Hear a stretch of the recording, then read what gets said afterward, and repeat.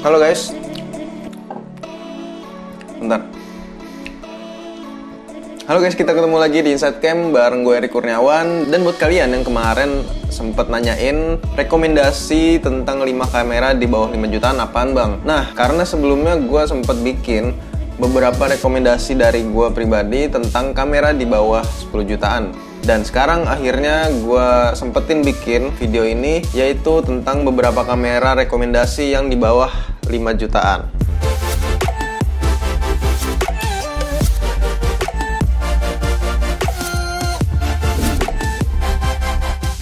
Oke, karena sebelumnya gue sempat bikin video tentang rekomendasi beberapa kamera di bawah 10 juta. Nah, sekarang giliran rekomendasi beberapa kamera di bawah 5 jutaan. Oh ya, sebelum kita mulai, gue mau jelasin sedikit. Kamera yang gue rekomendasiin ini tentunya nggak baru ya, yaitu alias second atau barang bekas lah.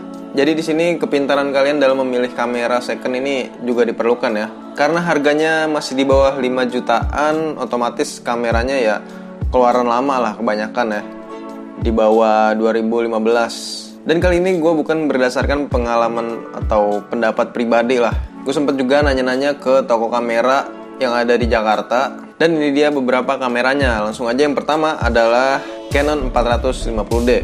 Kamera ini diluncurkan tahun 2008 dengan menggunakan sensor APS-C CMOS berkekuatan 12 megapiksel.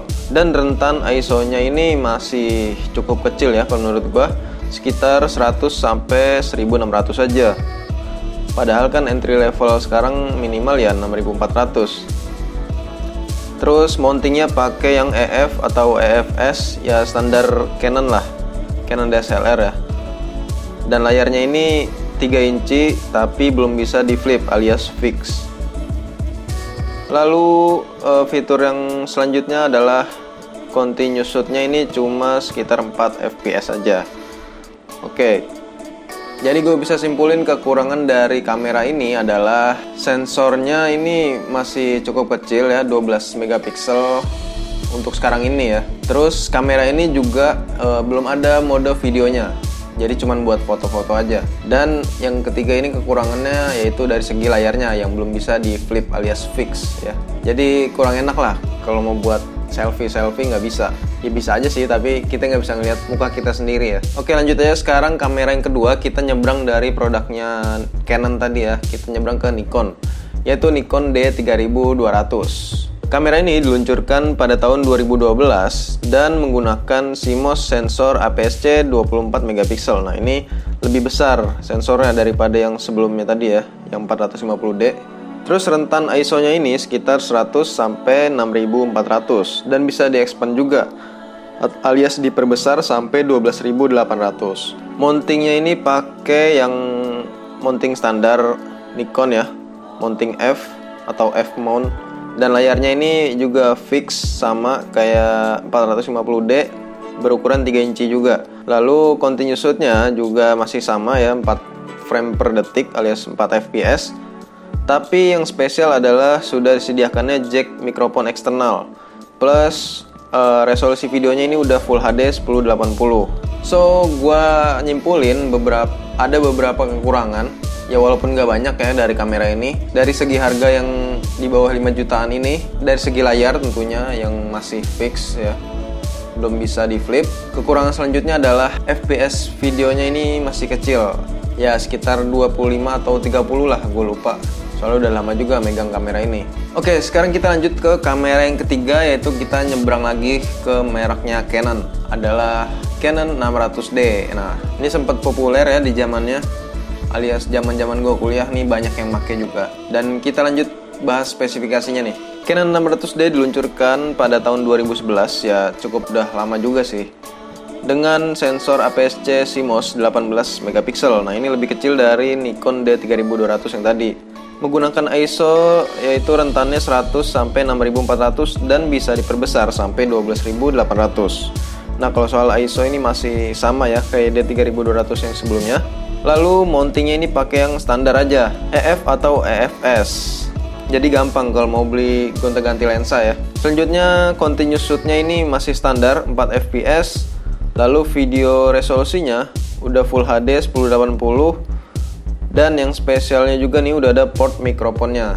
Nah ini kalau menurut gua adalah pesaing dari Nikon D3200 yang tadi ya. Soalnya spesifikasinya ini hampir sama dari keduanya.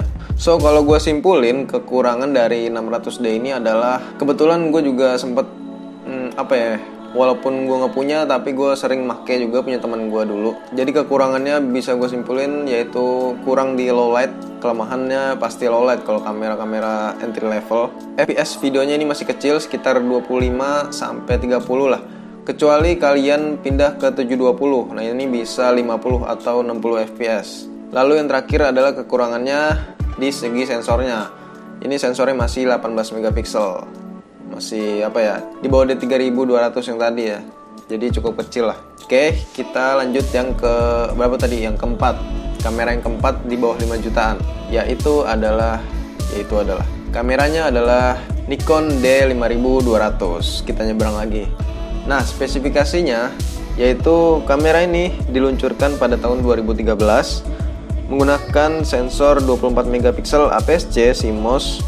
Lalu ISO-nya ini masih sama 100 sampai 6400, tapi bisa diperbesar lagi hingga 25600. Nah, ini lebih besar ya. Dan mountingnya ini pakai yang standar yaitu F-mount serta layarnya 3 inci, tapi bedanya ini udah bisa di flip. Jadi buat selfie atau buat ngevlog ini bisa. Continuous shoot-nya ini udah naik 1 fps jadi 5 fps dari kamera-kamera sebelumnya tadi ya. Lalu video resolusinya udah Full HD 1080 plus mikrofon portnya ini udah ada. Nah, ini kalau menurut gua kamera yang paling gua rekomendasi dari beberapa kamera sebelumnya yang tadi ya. Ya, walaupun harganya lebih mahal sedikit dari kamera-kamera sebelumnya yang tadi gue sebutin, tapi kualitasnya jelas lebih bagus. Serta gue nemuin sedikit kekurangan dari produknya Nikon yang seri D5000-an ini. Gue nemuin beberapa kendala di teman-teman gue juga. Pasti kalian ada yang ngerasain juga, yaitu karet gripnya ini gampang ngelupas. Kayak yang D5500 yang gue pakai ini juga ngelupas nih. Kalau kalian nonton video gue sebelumnya, kalian pasti tahu lah. Oke, sekarang kita lanjut ke kamera yang kelima, yaitu yang di bawah 5 jutaan.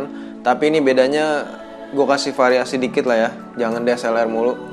Ini gue kasih yang mirrorless, yaitu tipenya Fujifilm X-M1. Nah, kamera ini diluncurkan pada tahun 2013, sekitar 6 tahun lalu. Tapi sayangnya masih 16 megapiksel APS-C CMOS. Serta rentan ISO-nya ini dari 200 sampai 6400.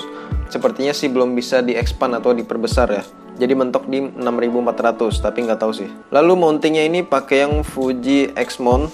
Ya, standar Fuji mirrorless lah. Serta layarnya 3 inci dan bisa di tilting. Tilting itu di flipnya ke atas, jadi nggak ke samping ya. Lalu video resolusinya ini udah Full HD 1080 serta FPS continuousnya ini naik lagi 1 fps jadi 6 fps atau 6 frame per detik. Serta keunggulan dari kamera mirrorless ini yaitu lebih modern tentunya, yang dilengkapin dengan wireless. Jadi kalau kalian mau mindahin data ke handphone atau smartphone ya lebih gampang ya, lebih cepat lah, lebih praktis.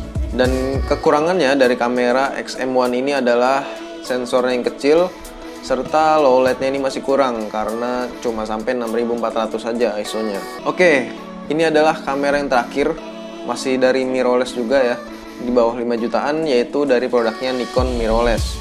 Apalagi kalau bukan Nikon J5.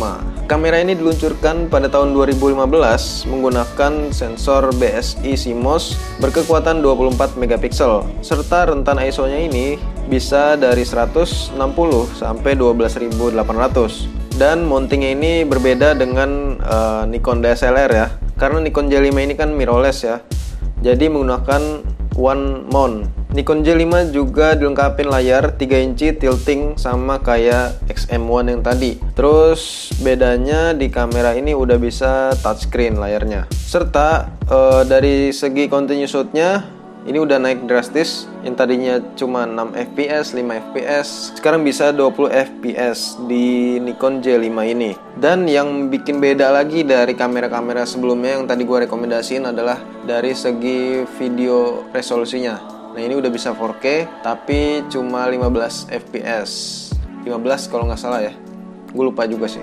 Kalau kalian tahu komen aja. Lalu masih sama kayak mirrorless yang sebelumnya, yaitu ada wireless. Jadi praktis ya. Mirrorless tanpa wireless bukan mirrorless namanya. Itu dia tadi 6 atau 5 ya tadi 6 kamera rekomendasi dari Insight Cam yang harganya di bawah 5 jutaan. Nah, semoga sesuai dengan ekspektasi atau kantong kalian ya. Kalian cari aja kameranya, bisa di toko online atau di toko fisik yang jual kamera-kamera second. Tapi tetap hati-hati ya, jangan sampai tertipu dengan barang-barang yang murah. Dan kayaknya cukup sampai sini ya. Sampai ketemu di video selanjutnya ya.